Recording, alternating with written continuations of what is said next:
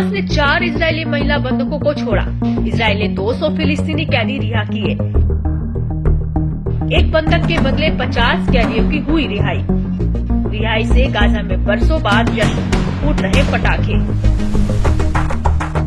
Israel और Hamas के बीच युद्ध विराम समझौता लागू है, इसलिए दोनों पक्ष फिलहाल गाजा में युद्ध नहीं लड़ रहे हैं, बल्कि गाजा अब इजरायली बंधकों और फिलिस्तीनी कैदियों की रिहाई का अड्डा बन गया है। बीते 25 जनवरी को हमास ने इजरायल के 4 महिला सैनिक बंधकों को रिहा किया था।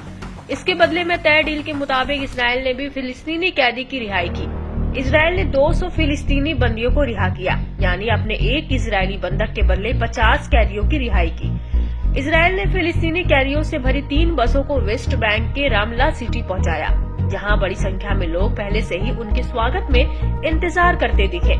इस दौरान रिहा किए गए कैदियों के लिए एक विशाल सार्वजनिक स्वागत समारोह आयोजित किया गया। खास बात यह है कि रिहा होने वाले 200 लोगों में से 121 इजरायली जेलों में आजीवन कारावास की सजा काट रहे थे।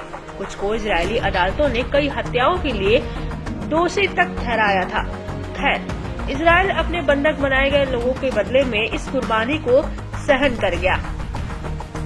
रिहा किए गए कैदियों में ऑपरेशन फ्रीडम टनल के एक मोहम्मद अल अरीदा और ऑपरेशन में भाग लेने वाले इयाद जरातत भी शामिल थे।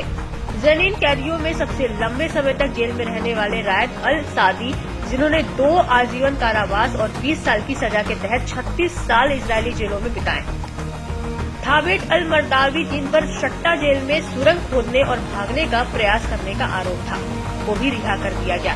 कैदियों की दूसरे बैच की रिहाई में हुसम अबेद को भी छोड़ा गया, जो 3 आजीवन कारावास और 55.5 साल की सजा काट रहा था। इस बीच रामलला में भीड़ ने रिहा किए गए कैदियों को अपने कंधों पर उठा लिया, विजय पताका लहराया। इतना ही नहीं, कैदियों और बंदियों ने गाजा में हमास का धन्यवाद किया, जो उनकी रिहाई के पीछे का कारण है।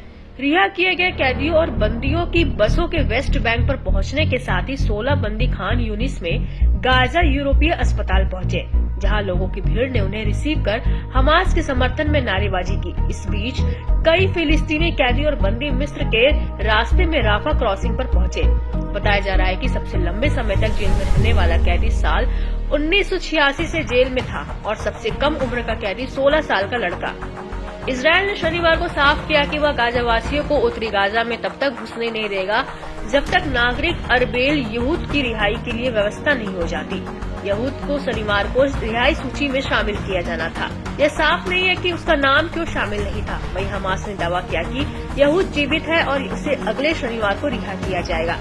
मालूम हो कि पहली अदला बदली में 3 महिला इजरायली बंधकों और 90 फिलिस्तीनी कैदियों को रिहा किया गया था।